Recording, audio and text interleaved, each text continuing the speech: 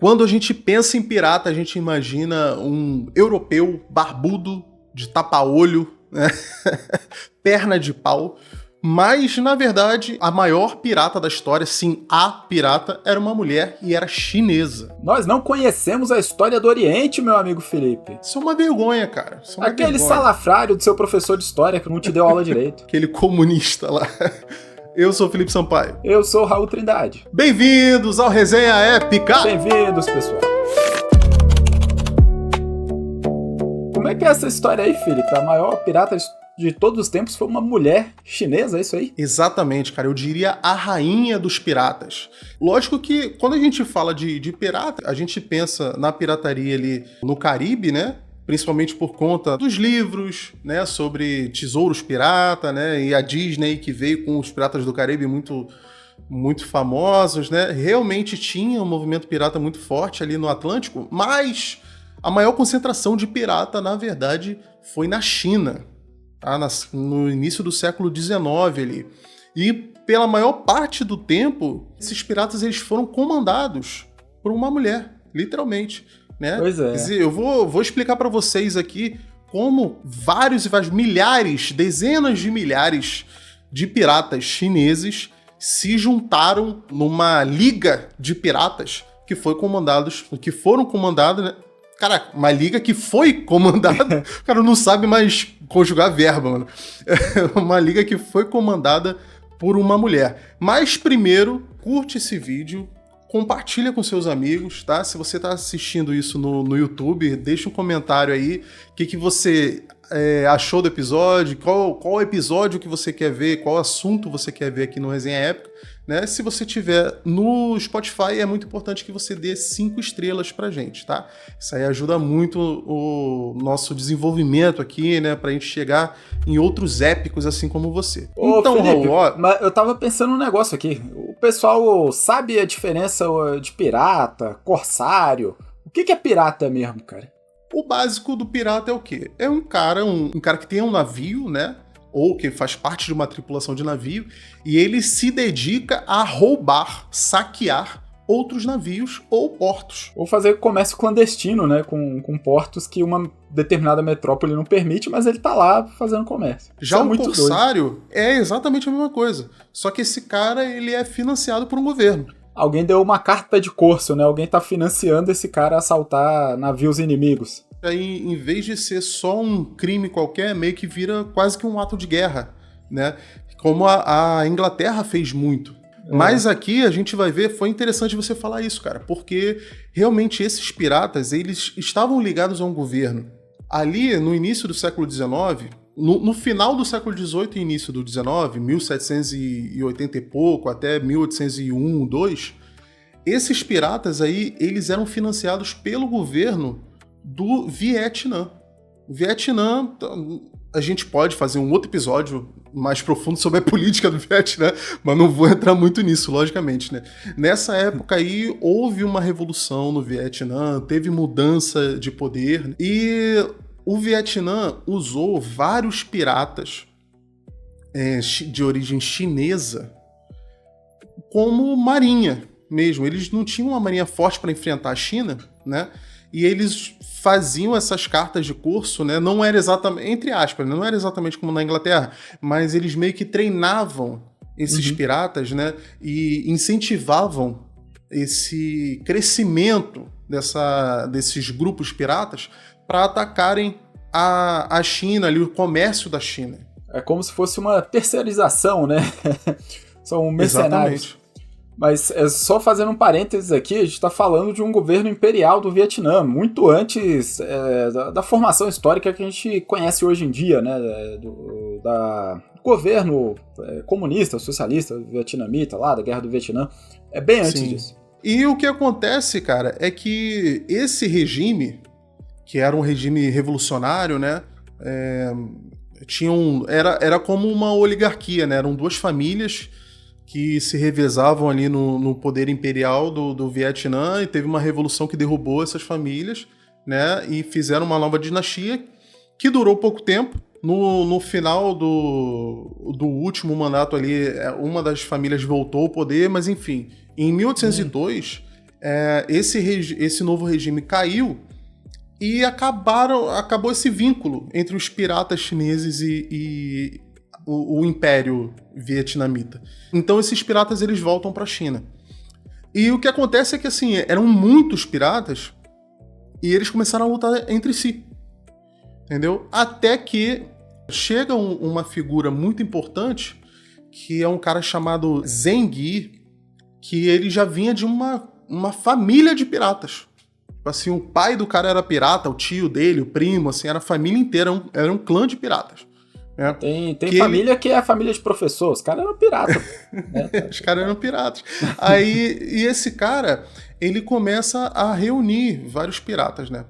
O que é interessante, cara, é que essa aliança, ela não é feita somente por esse cara, né? Ele conheceu uma mulher... Se apaixonou perdidamente. Se apaixonou perdidamente, né? Que era Xin-Shi, que ficou conhecida aí na história, né, como Zheng Yi Sao, que quer dizer literalmente a esposa do Zheng Yi. Né? Então o Zheng Yi se casou com essa mulher. Até a gente estava comentando aqui, antes de gravar, que eu vi que várias matérias que eu procurei sobre isso, até de sites respeitados até, forçam muito a barra, assim, focam muito na suposta profissão dessa mulher. Essa mulher, ela era provavelmente, né, era uma tanka, que é uma etnia ali do litoral chinês que vivia em barcos. A gente não tem certeza se era, mas supõe-se que. E muitos desses artigos diziam que ela provavelmente era uma prostituta. Pode ser, mas eu não consegui achar nenhuma prova concreta disso. Pode ser que sim, mas pode ser que não também. Mas assim, o que me espanta não é nem isso. O que me espanta é que parece que existe um foco muito grande nisso. Como se fosse, sei lá, para tentar descredibilizar ela como uma figura histórica, eu não sei. Ou a questão é que ela teve uma vida grandiosa, com feitos extraordinários, mas parece que a primeira vez que vai se falar dela, né, o primeiro assunto sobre ela é a questão da prostituição, que pode ser verdade ou não. Isso daí é tenso, porque normalmente quando a pessoa tem grandes realizações na vida, mas cometeu um erro muito contundente, parece que a gente só lembra do erro, né? É que nem o Ronaldo Fenômeno, né? O cara trouxe o Penta pra gente, mas a gente pensa nele, a gente pensa naquele episódio controverso lá. Mas aí que tá, cara. Assim, eu sinceramente eu nem acredito que, vamos dizer que ela fosse prostituta. Eu não acredito que isso é demérito, entendeu? Ou que tenha sido um erro. Sinceramente. O que me estranha é isso ser tão importante. Assim, entendeu? Pra todo mundo colocar essa informação, né, como principal dela, parece. Mas verdade. Enfim, como se fosse uma característica, assim. Eu, sinceramente, procurando em várias fontes diferentes, eu vi mais gente falando que ela era sobre essa possível prostituição dela do que da própria etnia dela, assim, ou o que ela fazia, enfim. O que eu mais vi foi isso.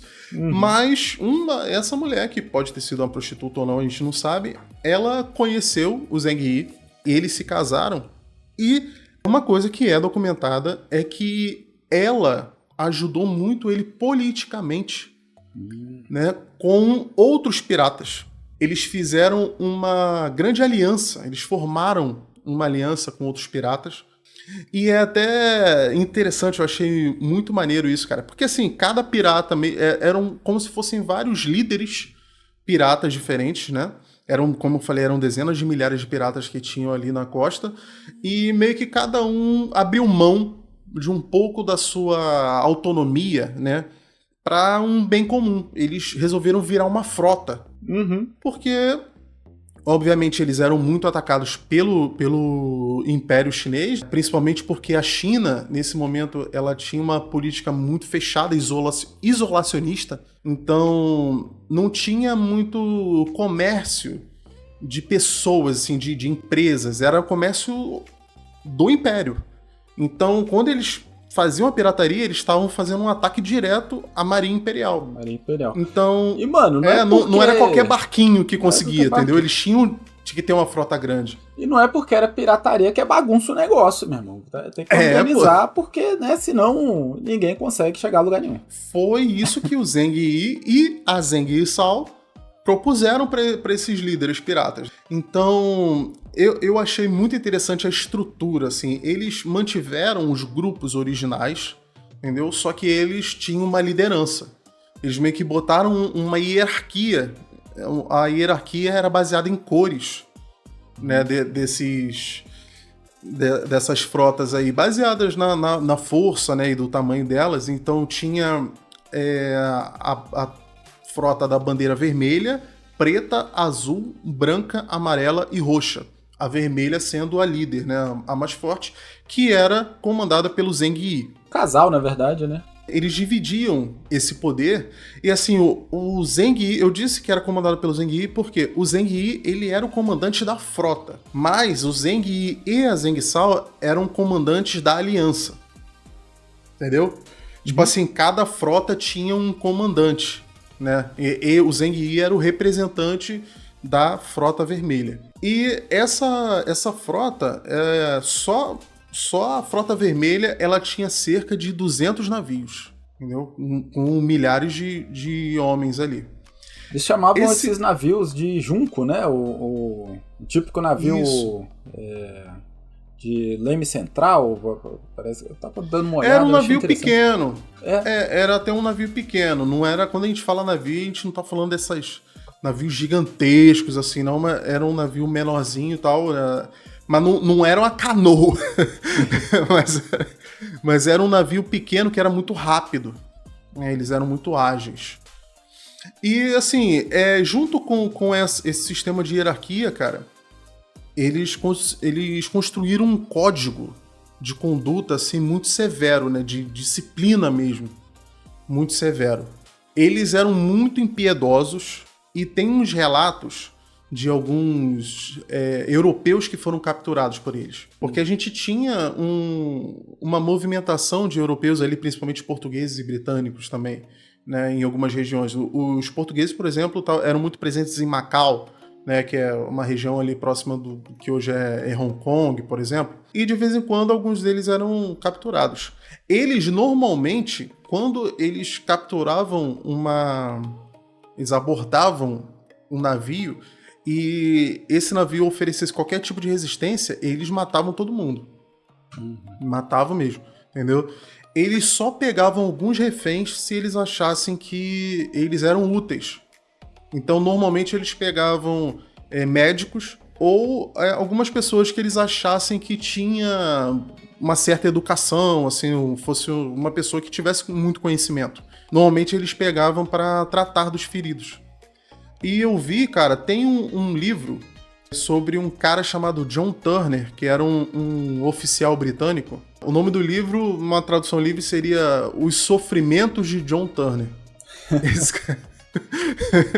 Esse cara supostamente relatou, né, como foi quando ele foi capturado em 1806, foi abordado por juncos, né, como você falou, esses navios que tinham velas pretas, era da frota preta, né, que é a segunda na hierarquia ali, e ele passou meses com esses caras. Ele relatou, assim, muitas coisas a gente não sabe o que realmente era real, o que foi exagerado, mas o que ele relatou é que todo mundo foi morto, ele tentou pular do navio e pescaram ele de volta, jogaram uma rede nele e arrastaram ele pra dentro do navio. Ele falou que a primeira coisa que fizeram, tipo, bateram muito nele, tiraram a roupa dele e ele passou meses tremendo de frio ali no navio, né? E foi o que aconteceu. Apesar dele não ser médico, ele era usado no tratamento dos feridos, né, que eles tinham ali dos combates, junto com um médico armênio e um americano que estavam ali. E esse maluco sobreviveu? Ele conseguiu depois voltar pra conseguiu sobreviver. Conseguiu sobreviver e ele voltou para casa depois de um resgate. Né? Como ele era um oficial, né, houve um interesse de trazer ele de volta, né, era um oficial britânico. O pessoal pagou o resgate e eles liberaram ele. Mas, assim, ele relata que ele sofreu muito, cara. E ele deu alguns detalhes sobre a frota, né? E a gente sabe, assim, boa parte dessa conduta deles através dos relatos desse cara. Tá? Houveram outros também, mas o relato dele é o mais completo. Aí ele fala que nesse tempo ele passou ali tratando dos feridos e tal, e que ele viu um tratamento muito rigoroso desses piratas, não só com os capturados, né, não só com os reféns, mas com os próprios piratas, a própria tripulação. Era um tratamento muito severo que eles tinham. Então, para você ter noção, os piratas eles podiam ficar com 20% do que eles roubavam, 80% ia pro todo, né, para os fundos da aliança. Uhum. Quem fosse pego roubando isso seria decapitado, sim, sumariamente. Tipo assim, se o comandante do navio ali, uma autoridade ali, suspeitou que você roubou alguma coisa, pegou mais do que deveria, você é decapitado. Existia uma repressão a estupradores também. Eu acho que isso foi a única coisa que eu achei positiva, né? Eu acredito que pela líder, né, ser uma mulher, e eu acho que também assim a visão de mulher oriental é um pouco diferente da nossa. Eu tenho essa impressão, porque pelo que eu vi aqui, existiam piratas mulheres também, tá? Parece que não eram tão comuns, mas assim, essa Zeng Yisao, ela não era uma coisa assim alienígena, sabe? Assim, uma pirata mulher, nossa, que é isso? Assim, não era tão estranho não, a gente vai ver mais pra frente que tinham mais mulheres aqui. Mas enfim, o cara que era pego estuprando, ele era executado também. Mas o que eu achei interessante é que se um homem e uma mulher fizessem sexo, mesmo que consensual, ali dentro do navio, se não fosse aprovado pelo comandante, né, se não tivessem a permissão da autoridade ali do navio, eles eram punidos também. Olha tá? aí. O homem era decapitado e a mulher tinha pesos amarrados aos pés e jogada ao mar. Se o comandante não deixar, ninguém transa. Exatamente. Só vai transar se o cara deixar, pô. É simples assim. Não tem bagunça, não. Não tem libertinagem, não. Entendeu? E também os fugitivos também eram mortos, né? E quem pilhasse moradores, os civis ali, né? Nos pequenos vilarejos, tal, sem autorização, também eram mortos, tá? Ele relata também algumas torturas, né? Que eu acho que não vou nem ficar entrando muito nos detalhes aqui, que é uma parada meio mórbida, assim. Mas as torturas, principalmente dos presos de guerra, ele falou que eram muito brutais. Em alguns casos, os caras eram pregados em madeira e passavam por uma coisa que eles chamavam de tortura dos 1000 cortes. O cara ficava sendo cortado ali até falecer, assim, pequenos cortes ali até o cara sangrar o máximo que ele pudesse. Tinha casos aqui, ele relatou, lembrando que a gente não tem prova de que realmente foi isso, ou se foi um relato de um europeu tentando transformar esses caras em selvagens, tá? Eu não boto minha mão no fogo, eu acho que eles podem ter feito. Dá uma exagerada, né? Vamos combinar. Mas pode ter sido exagerado. Eu vi um relato dele aqui que dizia que, em alguns casos, ele chegou a presenciar isso, eles pegavam esse refém, abriam o peito dele, com ele ainda vivo, abriam o peito, tiravam o coração, molhavam em água ardente e comiam. Não sei se isso é real. Me parece mentira. Me parece uma coisa que alguém falou só pra ter uma história pra contar. Mas foi o que o John Turner relatou aí. Enfim, esse governo, né, podemos dizer assim, talvez, esse governo dos piratas, né, esse domínio ali dos mares da China, era do Zeng Yi e da esposa dele, a Zeng Yisao. Mas o que acontece é que o Zeng Yi, ele vai falecer. Foi relatado aqui, as fontes divergem, mas o que foi relatado é que ele caiu no mar. Não se sabe se foi um acidente ou se foi um tufão, tá, que empurrou ele. Enfim, ele acabou morrendo afogado. Já dizia Paulinho da Viola, o mar não tem cabelos que a gente possa agarrar. Tá bom, então tá. Então tá. Ele caiu no mar, ele tava ali por volta dos 40 anos, mais ou menos, o Zeng Yi.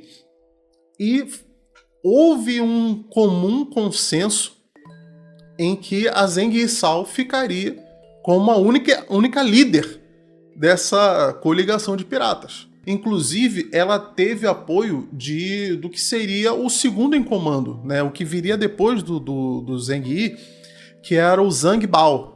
O Zhang Bao era um filho adotivo do Zheng He, e isso eu achei muito interessante. Esse cara, ele foi adotado de uma maneira meio não convencional. Ele foi um garoto raptado. O Zheng He, ele simplesmente raptou esse garoto e falou assim, cara, você vai ser meu filho. Vai ser pirata, irmão. Você vai ser pirata. E isso é uma coisa que acontecia bastante, tá? Vários piratas aí eram piratas porque eles foram raptados e foram forçados a ser pirata e não descobriram uma outra vida, né? Eles descobriram aquele ofício, né? A gente tá falando de uma China aqui que era muito difícil, principalmente ali pro pessoal mais pobre, né? Era uma China muito sofrida, não é a China de hoje. Então, muita gente ali que via como uma boa oportunidade, né? De ter muito dinheiro. Na verdade é essa, né? De ter uma boa subsistência ali. Então, esse Zhang Bao, ele era um pirata também, ele se tornou um dos maiores piratas ali. E ele deu o apoio para Zheng Sao. E a Zheng Sao proclamou que ele seria o novo comandante da Frota Vermelha. Seria como se a Zheng Sao fosse a rainha deles e o Zhang Bao agora era o general dela, entendeu? Era o principal líder ali das tropas, né? Nesse meio tempo aí, cara, o Império Chinês tenta, em várias batalhas diferentes, suprimir esse poder que estava muito crescente, que ficou gigantesco.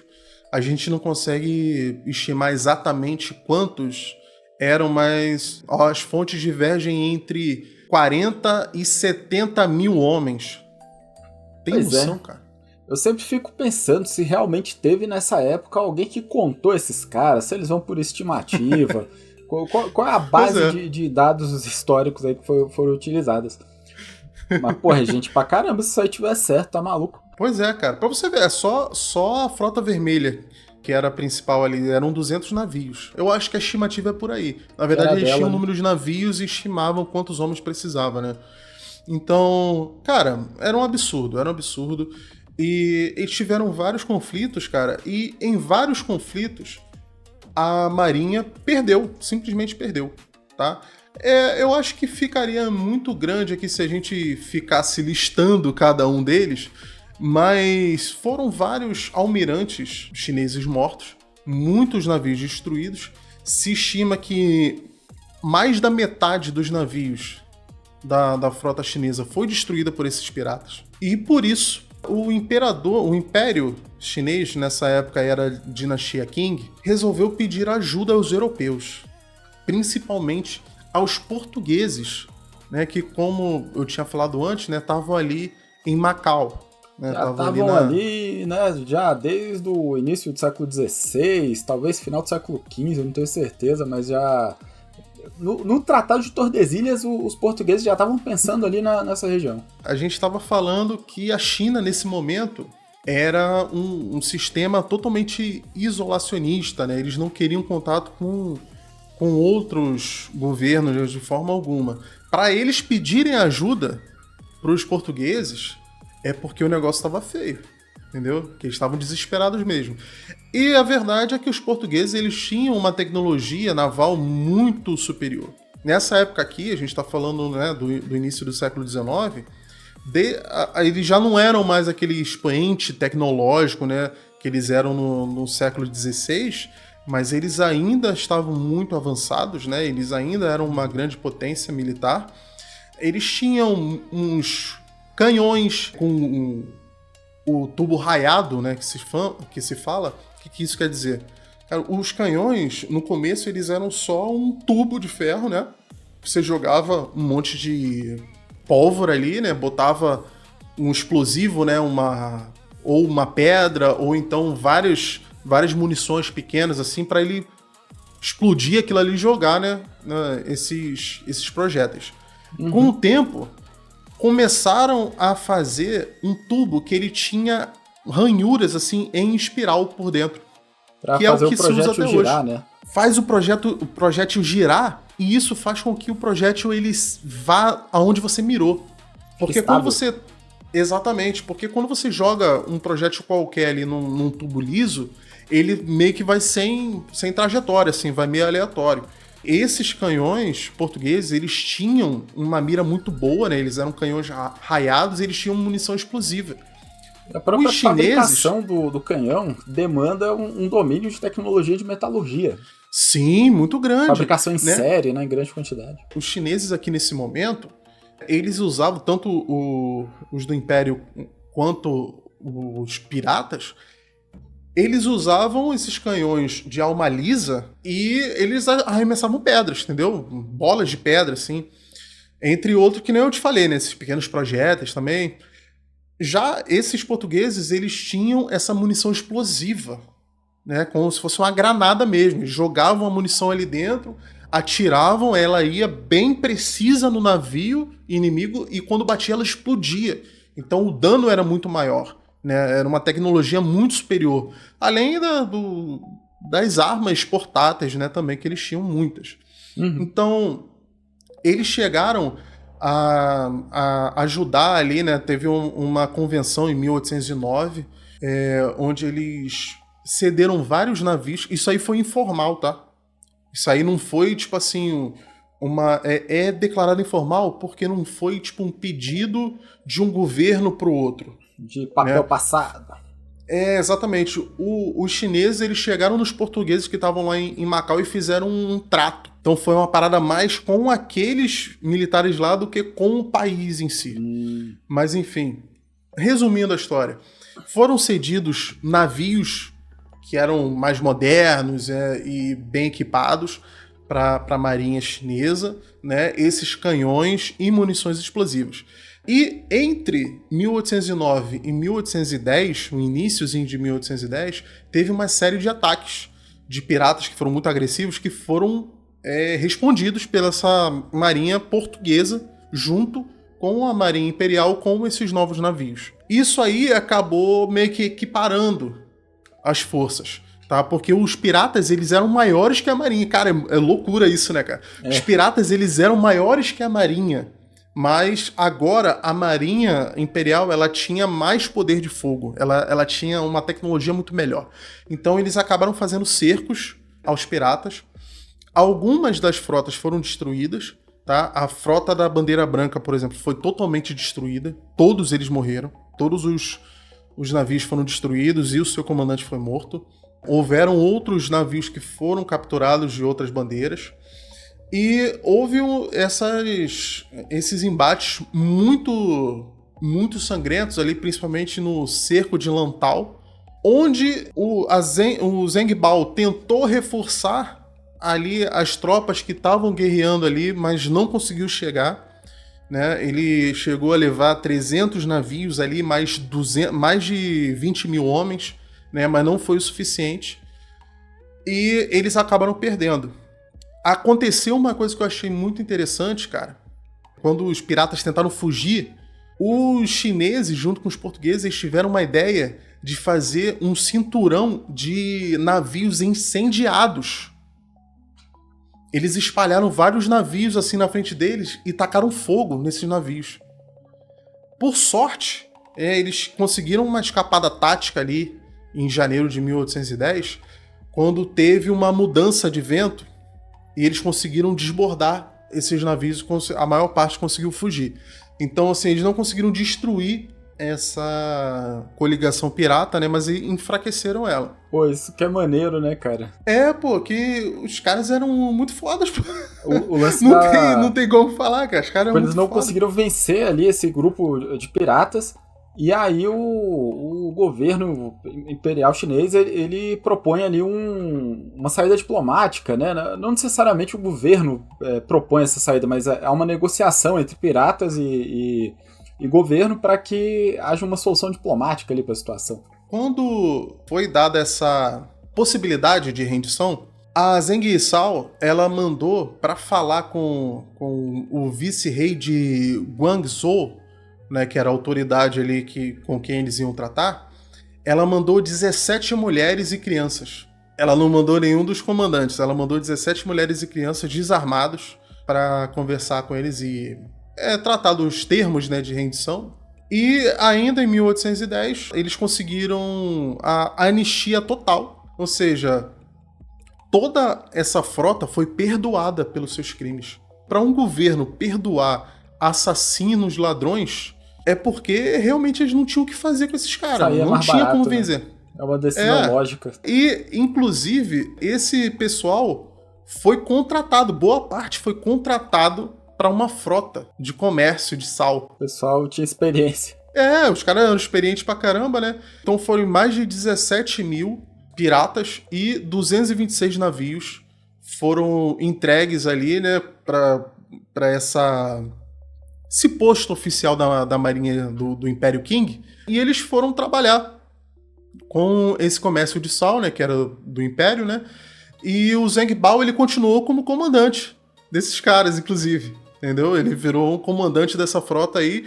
E o que é mais interessante, tudo que foi roubado, todas as riquezas dessa frota, continuou com eles. Eles não tiveram que devolver nada. Isso é impressionante, cara. Uma outra coisa interessante é que a Zheng Bao, nesse meio tempo... Zheng Hissao. E é que os nomes são parecidos. Um é filho, outro é esposa. A Zheng Hissao e o Zhang Bao, eles acabam tendo um relacionamento. Eles acabam se casando depois. E ela, com toda essa riqueza que ela conseguiu manter, né? Ela viveu até os 70 anos, aproveitou sua aposentadoria. Ela se aposentou. Né? Teve outros 2 filhos e viveu imensamente rica até a sua morte ali, que na época era uma morte natural, né? Você morrer com 69, ela morreu com 69 anos, né? Teve uma vida tranquila ali. Se dedicou a outras atividades econômicas e morreu rica, né? Bem de vida. Ela virou empresária depois. Ela virou empresária, tá? Mas não é muito doido pensar um pirata que se aposentou, né? Não, me aposentei aí da pirataria. Parei com esse negócio. Loucura, né, cara? Mas foi isso aí, cara. Essa é a história da maior frota pirata da história, né? E a maior líder pirata de todos os tempos, a Zheng Hissao. E é isso aí, pessoal. Muito obrigado por você que ficou com a gente até aqui. Um abraço, não esquece de curtir, deixar um comentário aí nesse vídeo. Até a próxima. Valeu!